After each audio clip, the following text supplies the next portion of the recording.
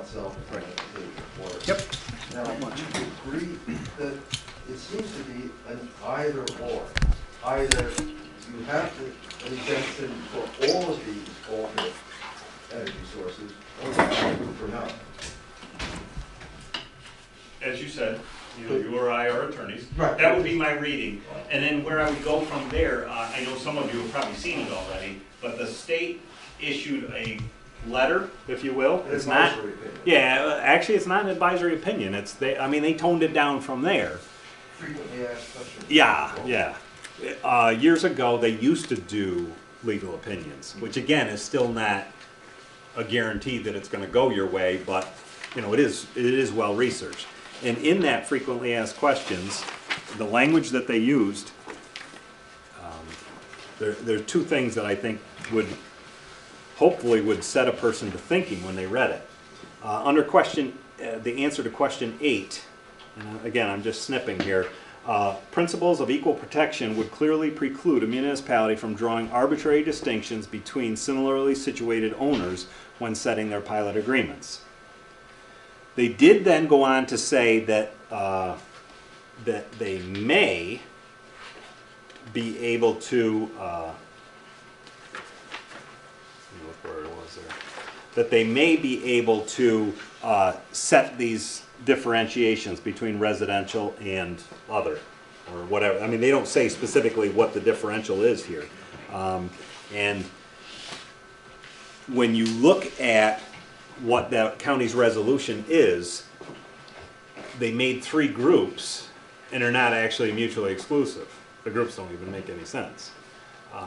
You know, for example, and I know you didn't bring me here to hear about what the county did, but one of the things they did was they mentioned the 483 exemption, which is an agricultural building exemption, right? So that's how they classified a project as agricultural. So therefore it wouldn't have to fall into the commercial where they got to pay, right? The 483 exemption right now has a sunset of January 1, 2019. And yeah, it's true, it might change, but right now it sunsets in 30 months. So if you don't get the project in 30 months, you're not going to make it, even though you're on a farm, right? You put this project in, you think you're agricultural, according to the resolution, it doesn't qualify. And the other thing with the 483 is it has to be a new building. So let's say it was roof mounted, which I wouldn't typically expect in an agricultural solar farm. I mean, obviously there's not going to be enough roofs to put enough panels on to make it worthwhile. But you couldn't put it on an old building. You'd have to put up a new building to qualify for the 483 to then qualify for, you know, getting out of the pilot. I mean, to me, it just, you know, again, it was done in a hurry. And the law nowhere mentions any distinction between That's correct. commercial, residential, and farm. There's a word in there about it. So Right. it's essentially taking this all out, Yep. assuming they can apply it to the law. Yep. And again, I mean, I understand what they're trying to do, but I just think you're taking one group, making them separate, and you're taking the group that has the most money and the most incentive to start a lawsuit. I don't know how else to put it.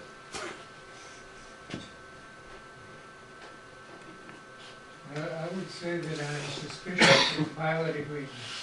They always end up giving a discount to the commercial outfit.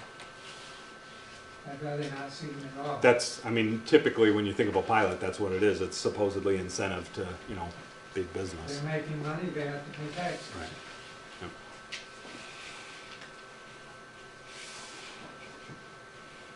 Any other questions? You know, I think I understand your point of view as gaining tax value or tax money, but as a resident, there's no incentive for me to put it in. I mean, I'm a little familiar with it. I've been up here 32 years, but I'm from New Jersey and that kind of stuff. And let me tell you something. There is more suits and more headache to getting a solar thing in than you could possibly believe. You could put that solar panel in there, and you apply for the exemption, you may not get that exemption. And you're out altogether. The only thing is residential that I could count on is that I wouldn't have an electric bill. That would go away. But along with the fact that I'm going to be taxed if I put it in, and if the most it is 15 years, I mean, the thing is the depreciated no value in 15 years. You know, I mean, 20 that's- hopefully, but yeah. Well, it depends on who's selling it to you. In 15 years, it diminishes to so little that in the last 5 years, it's worthless. Trust me, whether it's wind or whether it's solar or whatever. The only ones that are taking advantage of this that I see are government agencies, whether you're a Stark or whether you're a school or whether you're some kind of a municipality. And in our state, you could sell back that energy, they have to pay you the same rate as they would charge you to come in. Net metering. Reverse cycle.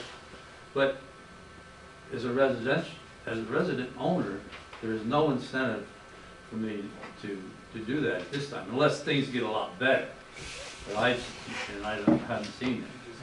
I would pretty much concur with you, other than the very first thing you started out with. I hope I didn't say, and if I did, it wasn't because I was thinking it, that any of this is based on my incentive of raising somebody's assessment. I would just, I mean, I think it'd be great if No, everybody well, I'm had not- solar and could make the numbers work, and therefore the whole thing be a wash, but that's No, not I won't reality. say that, but that's what the hell it is. I mean, anything that I approve on my property, whatever it is, you're gonna look for that money that's from that. And I understand the fact that there's 3 negatives, and those negatives are gonna nullify it to nothing if I as a resident person confront you and say, listen, I got a 15-year life, it costs me to put this much in, it costs me this much to maintain, you have to clean them periodically because their efficiencies go down. There is so much to this stuff that is, it's not there. Yeah, I mean, most residential ones are people who are, for lack of a better term, they're green-minded, or they, Yes. they are involved in this. They want to, and that's all well and good. But again, I think the reason for the county resolution was because of the big solar farms, and they wanted to get around that. And I think everybody recognizes.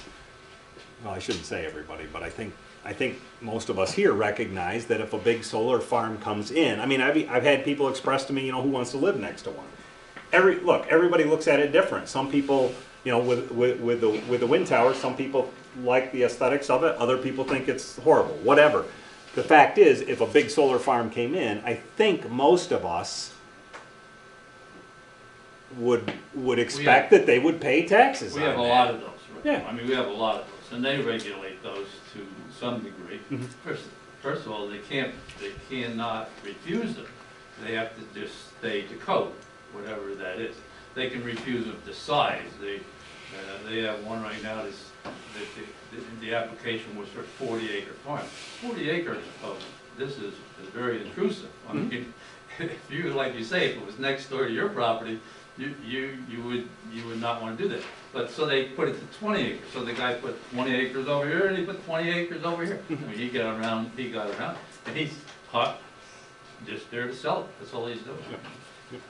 And like I said, I think that's the point. I think most of us would agree that you would expect them to pay taxes on that locally. So that's what opting out will do. The downside to it, if there is a downside, is that residential projects would also pay too, but I think you would see that the amount that they would pay is not a scary thing, because again, we're talking about a pretty small project. Is there any other questions? I've always wondered why people would want to put a solar farm and expect it to make money in such a cloudy locale as the Western Catskills. How much cloud cover have we had in the last 3 months? A lot, I think. One of the things you can do with the, we talked about the middle approach was the income approach. Yeah. There is a company that has done a lot of work with this, and you can sign up for it too. You don't have to be in an association or anything like that. You do have to sign up. You don't have to use your credit card. It's called PV Value. And basically, you put in there your address and then the size of the panels and how much you're paying currently for your electricity, what warranty your inverter has, because the inverter goes even before the panels do.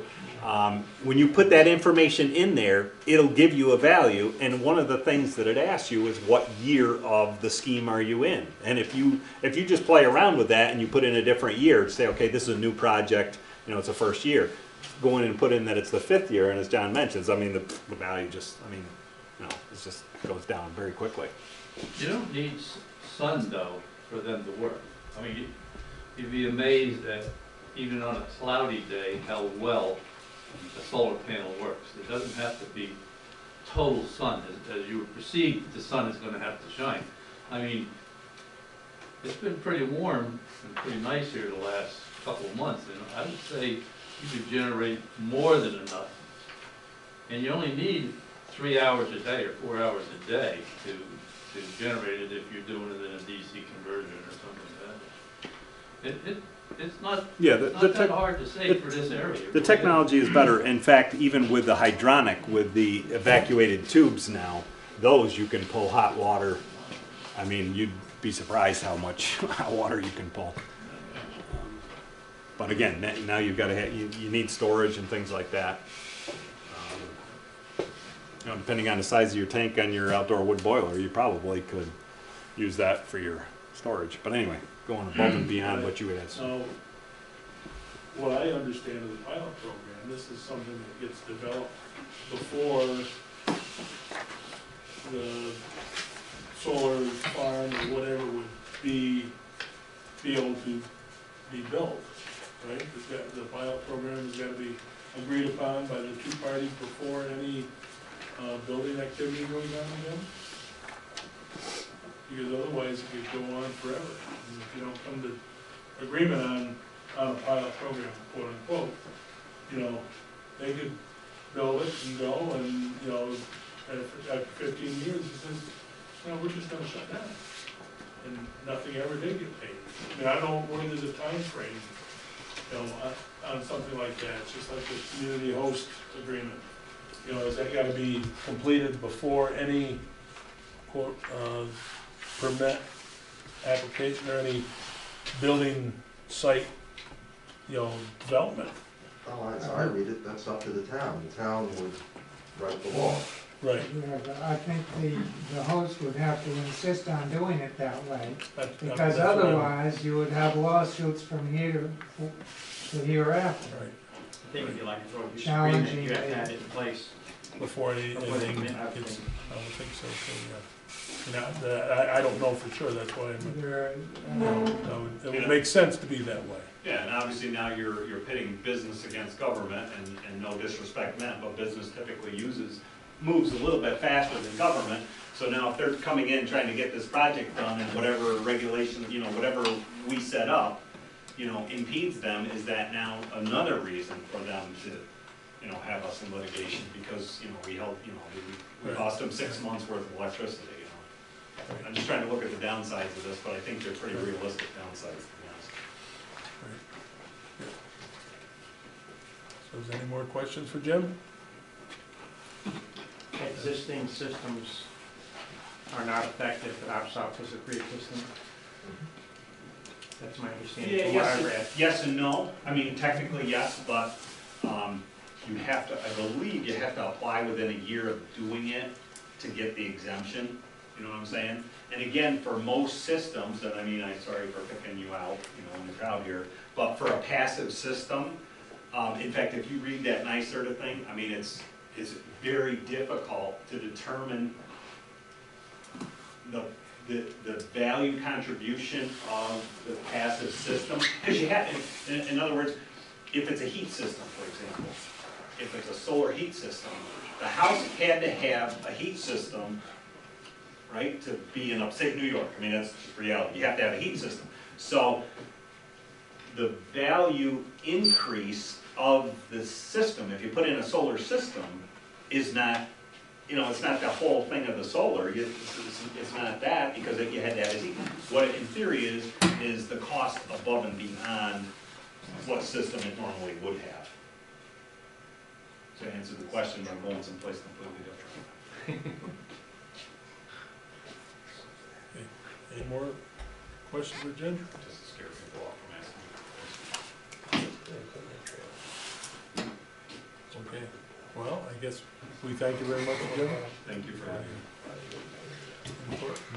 Go on to the meeting, Mark?